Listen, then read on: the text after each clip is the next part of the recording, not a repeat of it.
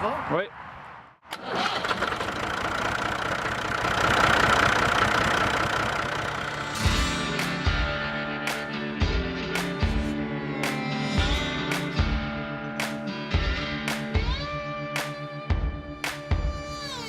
Bonjour à tous et à toutes et bienvenue à la Voie agricole. Cette semaine, nous prenons la route 138 pour nous rendre sur la côte de Beaupré. Nous allons parler de ferme familiale avec Isabelle Martineau de la ferme du Bon Temps de Saint-Joachim. Et également, nous rencontrons Dominique Boivin et sa famille à la ferme Fernand Boivin à Saint-Tite-des-Caps.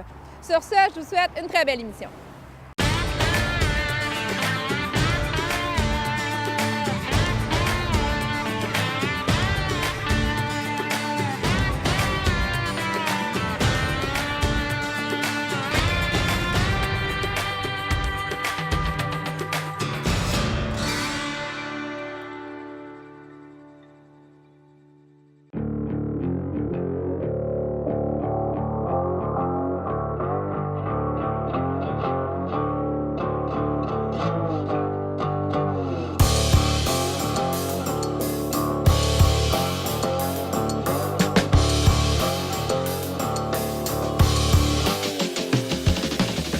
Bonjour Cathy, on est à la ferme du Bon Temps. On est situé sur la côte de Beaupré à Saint-Joachim plus précisément. Qu'est-ce qui t'a poussé à faire ce choix-là, à t'établir dans l'entreprise? Bien, moi, je me considérais privilégiée d'avoir pu grandir dans cet environnement-là qui est la ferme, avec les saisons, avec les cultures, la bonne nourriture, tout ça. Fait que je voulais trouver un moyen de pouvoir préserver ça pour ma famille à moi, mais aussi pour la communauté puis pour les gens autour, là, les familles du coin. Est-ce que ça a été difficile de t'établir? Parce qu'on le sent en agriculture, c'est pas nécessairement évident. Une jeune qui arrive comme ça, toi, tu avais la terre familiale, tu avais cette chance-là. Mais est-ce que ça a été difficile? Qu'est-ce qui a été le plus dur? Bien, je dirais qu'au début, quand j'ai commencé, oui, j'avais tout un patrimoine, j'avais déjà une terre. Mais ce que je trouvais dur au début, c'était de pogner le step. Là, dans le fond, moi, c'est tout du vécu avant moi, là, que là, moi, même pas d'expérience, il fallait que j'embarque mettons, à entretenir un patrimoine qui avait beaucoup plus d'existence que moi-même, en fait. C'est de mettre ça à ta main un peu aussi. Oui, de mettre ça à ma main. En même temps, je m'établissais en faisant du nouveau sur une ferme qui faisait complètement d'autres choses. Fait que tranquillement, ça a été beaucoup d'adaptation. Il y a aussi l'aspect familial, dans le fond, d'interagir avec mes parents autrement que parents-enfants. Là, on avait à travailler ensemble. Fait que ça, cette dynamique-là, elle s'est développée avec les années.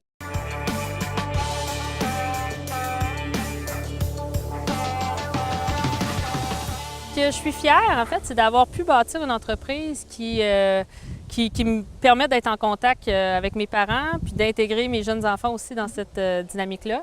Il y a eu des années, justement, dans la crise d'ado de mon entreprise, puis en même temps, j'avais mes jeunes enfants, fait que j'étais obligée de les mettre de côté un peu pour me consacrer surtout à l'entreprise. Ça, j'ai trouvé ça dur, honnêtement. Là, ils grandissent, les choses se sont placées, donc c'est plus facile là, de concilier travail-famille. Fait que ça, je me sens fière. Puis je me sens fière aussi d'être la fermière de famille. Cette année, on est content, on a 200 familles à qui on distribue des produits. Fait que je suis fière d'être la fermière de famille de gens de la région. Là. Eh bien, bonjour, mesdames de la cuisine. Bonjour, madame. Bon, ça travaille fort. Alors, madame Dolores, qu'est-ce que vous faites aujourd'hui exactement? Aujourd'hui, on a commencé par faire des pâtés à viande. OK. Puis après-midi, on fait des pâtés au poulet. Comme il manque de pâtes, ben là, je suis en train de faire une autre recette de pâtes pour les pâtés au poulet. Puis il paraît que c'est la recette secrète. Ben, c'est la recette que mon père faisait. On essaye de l'imiter, mais c'est peut-être pas exactement. Mais bien aimé notre pâte. Ouais. Ils disent tout le temps que c'est ça qui fait que les C'est ça clients qui fait la différence dans le pâté. Oui, la pâte est faite un peu fectée, pas fectée à 100%, là, mais fectée. Puis c'est ça qui fait que le monde revienne et disent la pâte est bonne.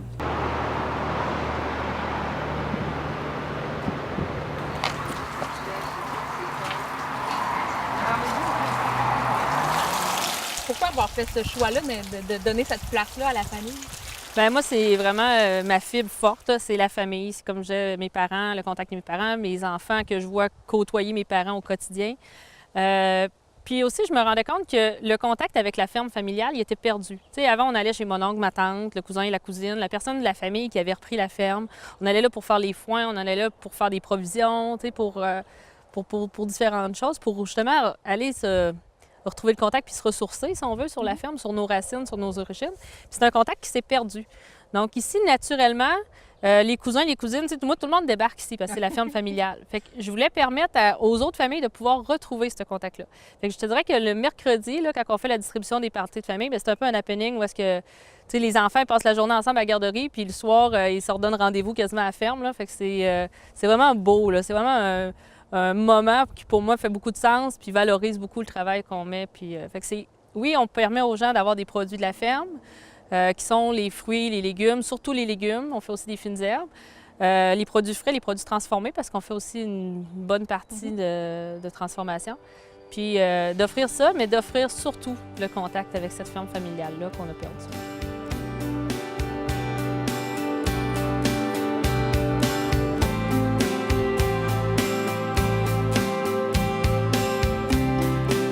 Monsieur Martineau, est-ce que c'est vous qui avez parti cette ferme-là familiale?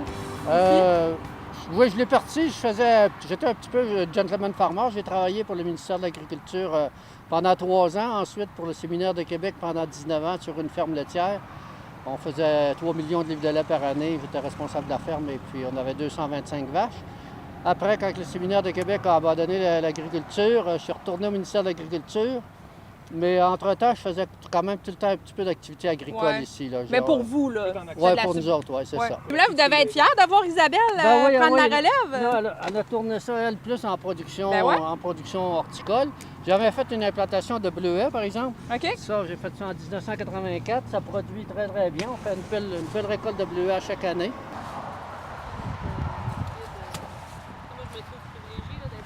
Vous avez l'air d'aimer ça. Vous êtes toujours dans le champ, vous êtes toujours en train de travailler. Moi, ben, choisir. Ça n'arrêtera jamais.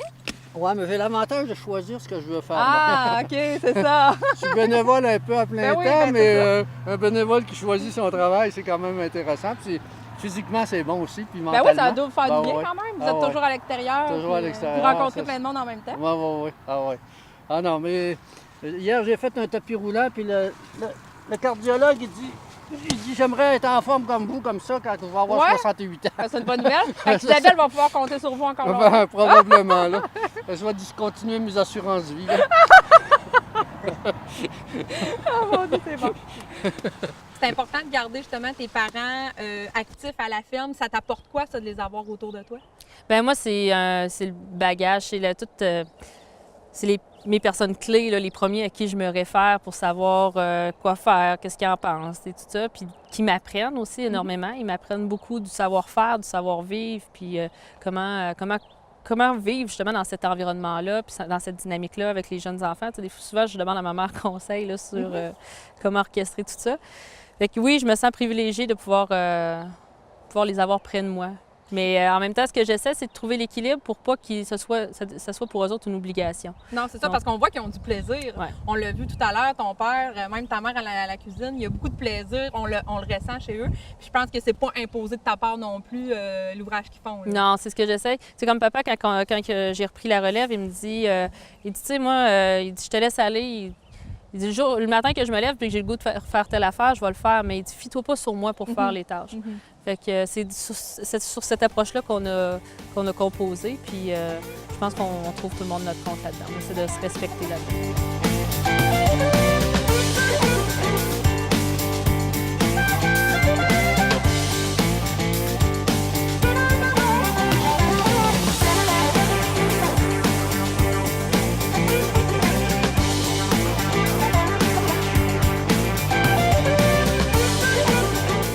Christiane Oliver.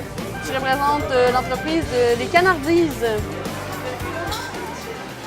Ici, qu'est-ce qu'on retrouve comme produit? Qu'est-ce que vous vendez au marché? Ici, en fait, on vend vraiment tous les produits qu'on transforme.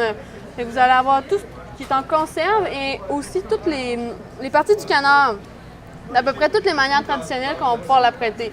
Les magrets, le foie gras, les foies au torchon, les escalopes de foie gras, les canards entiers, les cuisses confites, les cuisses fraîches.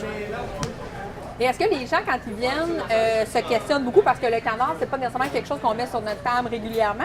C'est quoi les questions des consommateurs? Souvent, ça va être, bon, qu'est-ce que ça goûte, comment l'apprêter? Fait qu'ils vont nous demander des recettes, des conseils de comment le manger. Est-ce que c'est populaire, puis tout ça. Nos plus gros vendeurs aussi. C'est quoi votre plus gros vendeur? Notre plus gros avantage, je vous dirais que ça va beaucoup à ces petits emballages cadeaux-là, parce qu'on va les appeler cadeaux d'ordre, dans le sens que ça va relativement être le prix d'une bouteille de vin. Puis on a aussi le foie gras, là, qui est un excellent vendeur. Et justement, qu'est-ce que ça goûte, les produits des Canardiers? Ça se rapproche de quoi? Ça se rapproche, moi je peux dire ça, c'est quelque chose qui est fait à la main aussi, fait que ça goûte... C'est artisanal. C'est artisanal, fait que ça goûte le bon manger réconfortant de famille, puis ça goûte pas rien d'industriel aussi. Les canards sont élevés en liberté, ce qui fait qu'ils ont vraiment aussi le temps de tout développer les arômes de la viande, contrairement à un canard d'industrie qui va être confiné dans un petit espace. Ça goûte, c'est ça goûte la liberté, ça goûte Ça goûte chez nous. Ça goûte chez nous, ouais. Et qu'est-ce que, justement, on voit là, les cassolettes, la mouche, les rillettes. Est-ce que les gens peuvent goûter à des choses quand ils viennent à Oui. Bottega? On a surtout les produits en conserve à déguster. Souvent, on va en avoir un de chaque. Dans les plus grosses périodes, on va en ouvrir plus parce que chaque produit vient en 3 ou 4 variétés, si on peut dire ça comme ça. Parfois, on va avoir les torchons à goûter. Parfois, on va avoir le magret fumé aussi, le smoke meat qu'on va ouvrir. Est-ce que les produits canards, c'est un produit de saison? Est-ce que les gens en achètent plus, par exemple, avant les fêtes, à l'hiver ou durant l'été? C'est quoi la saison? En fait, chaque produit a sa saison, dans le sens que là, on est à la saison du cassoulet, on veut quelque chose de réconfortant. Le cassoulet, c'est gras, c'est chaleureux. L'été, on va vendre beaucoup le magret parce que c'est très adapté pour le barbecue. Les cuisses confites aussi qu'on va pouvoir présenter en salade. Toutes les pâtés, c'est pas mal, je dirais, toute saison, dans le sens que pique-nique, soirée entre amis, 5 à 7. C'est adapté à tout ça. Et les produits, on les retrouve ici au marché du Vieux-Port à l'année. Oui. Est-ce qu'on le retrouve ailleurs aussi? Vous pouvez aller directement à la ferme, qui est à Sophie-Réole. Sinon, certains IGA de la Ville de Québec en ont, surtout dans les IGA, la collection IGA Les Sources. Sinon, certaines épiceries fines, là, comme Morena sur la rue Cartier, vous allez avoir aussi. À Montréal, vous allez trouver aussi au marché Jean Talon, marché Jean Talon, marché Antoine, la boutique du Canard du Lac-Brome ont quelques-uns de nos produits aussi. OK, parfait. Merci beaucoup. Ça fait plaisir.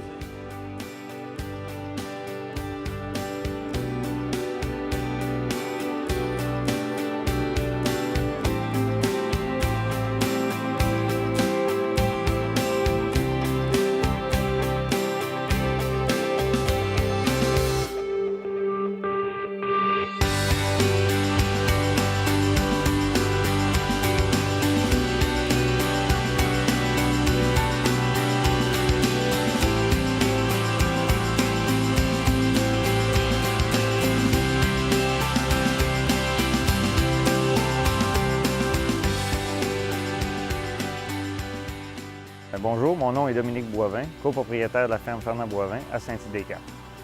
La ferme, mon père a construit le premier bâtiment dans les années 60. Avant ça, il était contracteur, puis il travaillait avec ses frères dans les porcheries, les poulaillers, la construction. Fait que dans les années 60, le premier bâtiment a été construit. Les animaux, mon grand-père, ont été transférés. Puis après ça, dans les années 70, 80, il y a eu des agrandissements chaque année.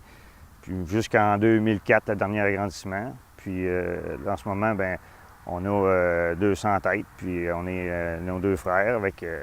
On a ma fille qui est vétérinaire dans Charlevoix, qui travaille avec nous autres aussi, ma conjointe. On a un neveu, Pierre-Alexandre, qui travaille avec nous autres, puis 3-4 employés là, à plein temps, plus des employés à temps partiel. Déjà, à le jeune âge, on s'est toujours impliqué. Okay. On n'a jamais travaillé en dehors que sur la ferme. Fait que c'est sûr que l'intérêt a toujours été là. Fait qu'on savait, on savait exactement ce qu'on voulait. Fait que le transfert s'est vraiment fait dans les années 90, mais on a toujours été là toute notre vie. On n'a jamais travaillé en dehors. C'était une évidence pour vous que vous alliez faire ce métier-là? C'est ça. Ça a toujours été inconditionnel, si on veut dire. Ouais. On le savait dès l'âge, dès qu'on était à l'école, on savait ce qu'on voulait faire. Puis justement, est-ce que vous avez fait des études en agriculture? Non, nous autres, moi j'ai arrêté les études assez de bonne heure parce qu'avec l'ouvrage que mon père avait, tout ça, il m'avait demandé si je voulais travailler pour essayer de grossir l'entreprise, tout ça. Puis c'est bien que quand t'es jeune, tu dis pas non à ça. Aujourd'hui, ça se ferait plus, là, mais les jeunes vont à l'école, puis c'est mieux de même parce que c'est beaucoup plus compliqué qu'avant. C'est comment de travailler avec sa famille? Est-ce que c'est difficile? C'est comme n'importe quoi, il y a des hauts et des bas. Mais normalement, quand on a tous le même but, c'est toujours plus facile. Mais de temps en temps, c'est sûr, il y a des compromis qu'il faut faire. Ça, il faut vivre avec ça, on n'a pas le choix. Mais dans l'ensemble, c'est sûr que c'est juste du positif. Hein. Normalement, c'est juste du positif. Quand l'entreprise grossit, puis l'entreprise s'améliore, puis elle devient plus productive, puis plus rentable, bien, c'est juste du positif dans ce temps-là.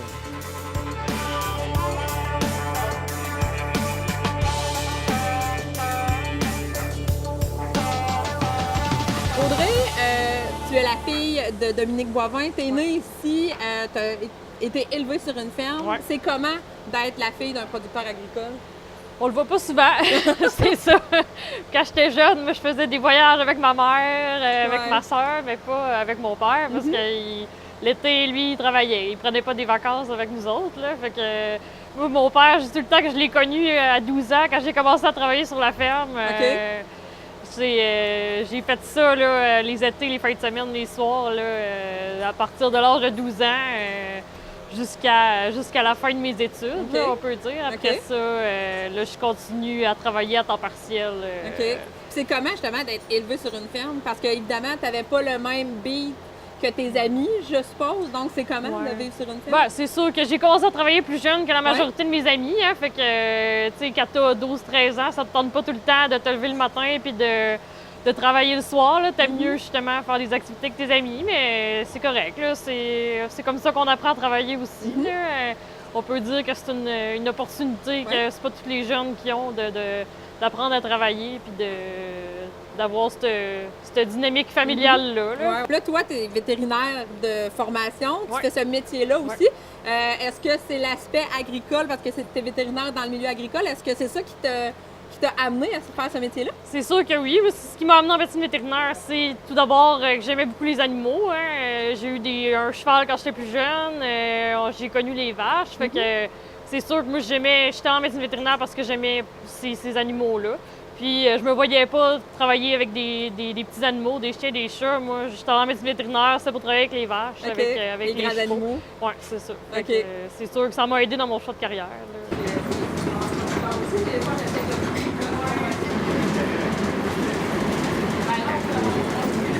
Puis est-ce que vous avez l'intention de continuer le développement de l'entreprise ou parce qu'on le voit, c'est quand même une grosse ferme, là, c'est une ferme importante. Est-ce qu'on consolide, on développe? Comment vous voyez ça? Moi, pour l'instant, je consolide ça comme c'est là. C'est parce que la relève, on ne sait pas combien de personnes vont être capables de s'impliquer, on va dire, pas juste physiquement, mais côté de la gestion, le côté familial aussi. C'est pas les entreprises faciles. D'autres, on a été élevés là-dessus, puis on a mis tout notre temps là-dessus, mais les jeunes aujourd'hui, c'est normal, ils ne veulent pas tout mettre leur temps là-dessus. Fait que c'est ça, côté grosseur d'entreprise, côté kilo de lait, tout ça, ça fait une dizaine d'années qu'on n'achète pas. On trouve qu'on est capable d'en vivre, suffisant d'en vivre comme ça.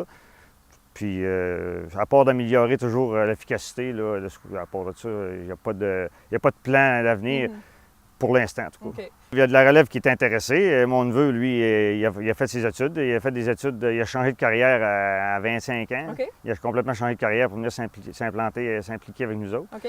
Ça, c'est un geste de quelqu'un qui est vraiment intéressé. Puis il y a ma fille qui est vétérinaire, mais elle a vraiment un emploi quand même à l'extérieur. Puis c'est sûr qu'elle s'implique beaucoup là, dans la ferme. Fait que là, les petits-enfants s'en viennent. On sait pas ce qui peut arriver, on sait jamais.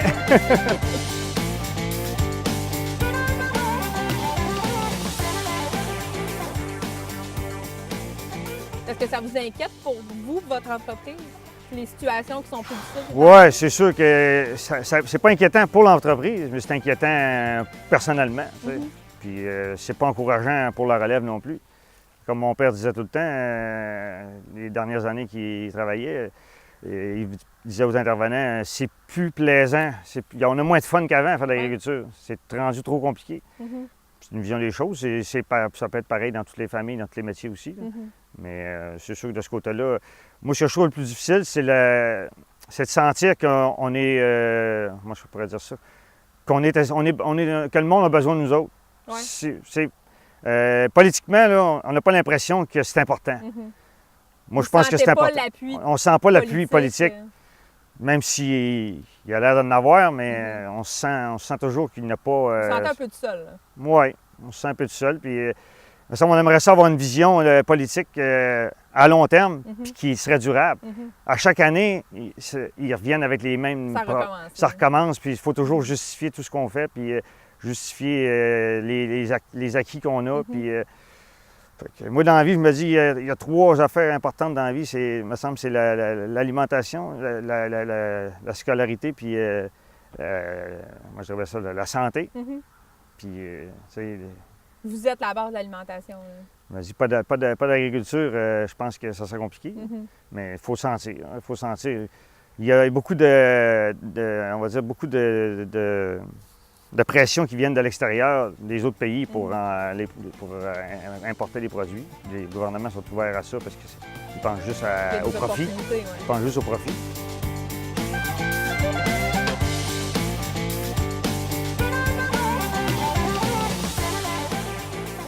On est en compagnie de Nathalie Brisson, conjointe de Dominique. Nathalie, vous êtes rentrée dans la vie d'un agriculteur, donc vous êtes par la bande un peu devenue, vous aussi, une agricultrice. Comment on vit cette vie-là à la ferme? Bien, c'est sûr que quand on s'est connus, là, je m'attendais, je savais qu'il y avait ce métier-là, fait que je m'attendais à moins le voir, qu'il travaille beaucoup. J'ai quand même bien vécu avec ça parce que je suis de nature indépendante. Mais c'est là... Quand j'ai vraiment travaillé avec lui, que j'ai vraiment vu c'est quoi son travail, puis ça, je pense que ça a été une bonne chose aussi. Parce que c'est ça, en 2006, j'ai laissé mon travail parce que pour plusieurs raisons. Puis je suis venue travailler avec lui à peu près pendant 6 ans à temps plein. OK. Puis je me suis vraiment investie beaucoup avec lui. On a beaucoup amélioré le troupeau. On a fait plein d'améliorations ensemble. Puis on voyait toujours les choses s'améliorer. Puis c'était très, très encourageant. Puis c'est comme ça que j'ai vraiment compris là, son travail, l'importance des animaux, puis d'être là parce que c'est du vivant. C'est 7 jours sur 7, 24 heures sur 24. Fait que tu peux pas dire, bien là, le soir, ça me tente pas. Non. Puis quand on arrête de travailler le soir, c'est parce que c'est l'heure de s'en aller, parce qu'il est tard, parce qu'on aurait toujours du travail. Il y a toujours quelque chose. C'est ça. Fait que je pense que ça a eu un bon côté, c'est que ça nous a rapprochés de ce côté-là aussi. Mais comme je lui disais, moi, c'est pas vraiment ma ferme à moi, c'est la tienne, c'est ton choix à toi de carrière. Moi, je voulais faire autre chose, je voulais l'aider, mais pas jusqu'à la fin de mes jours. Dans ma tête, je me voyais faire d'autres choses à un moment donné. Ça fait que je suis repartie travailler dans le milieu des CPE. Je travaille à l'administration, mais je viens aider quand même les fins de semaine et tout ça. Mais c'est ça. Je pense que moi, j'avais besoin de cet équilibre-là, de faire autre chose, de voir d'autres personnes, puis d'avoir ma vie à moi. Puis de moins travailler aussi, parce qu'ici, les journées sont longues. Moi, à mon travail, je fais de mon 8 à 5, après ça, c'est fini. Mais ici, c'est presque jamais fini.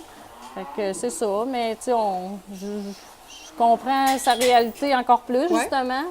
Puis ça va bien, là. C'est sûr que des fois, on a moins de temps ensemble, mais c'est du temps de qualité. Vous faites avec ça, là? Oui, c'est ça. Puis j'ai ma famille, j'ai mes filles, j'ai des petits-enfants maintenant. Ça fait que... Je me sens quand même très privilégiée et très heureuse dans ma vie. Là.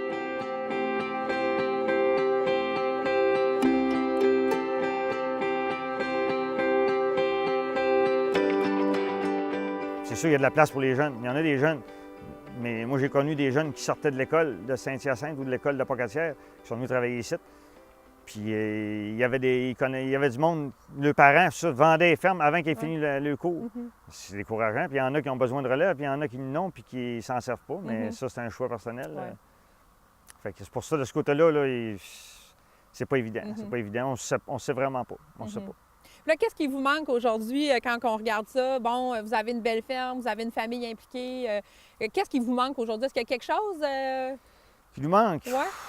Oh boy, qui manque. Moi, personnellement, on ne peut pas dire qu'il me manque quelque chose de, on va dire, de concret vraiment, à part peut-être avoir plus de temps dans la vie pour faire d'autres choses que travailler. C'est peut-être ça qui manque le plus. On réussit à changer d'idée de temps en temps, comme je dis, en faisant du sport, en allant de temps en temps manger au restaurant ou en allant à des réunions, mais avec la famille, c'est sûr, il manque toujours de temps, ça, c'est sûr et certain. C'est juste ça, tant qu'à moi, qui manque. De quoi on est le plus fier jusqu'à maintenant à la ferme? Oh, je suis fier. On est fiers de tout ce qu'on a réalisé, c'est sûr. On est fiers d'avoir La famille autour de nous autres qui nous aide. On est fiers de tous les jours quand on va dehors et qu'on voit tout ce qu'on a réussi à améliorer. Mais c'est sûr que c'est le fun d'avoir la famille autour de nous autres, ça c'est sûr et certain. Ça vous encourage justement d'avoir l'appui de Bien, membres de c'est la famille? sûr. Ça, c'est aussitôt qu'on voit qu'il y a de la famille autour de nous autres, qu'on n'est pas tout seul. Quelqu'un qui est tout seul sur sa terre pour travailler, là, ça doit être plate. Là, tu sais. C'est bon, merci beaucoup, M. Boivin. OK, salut.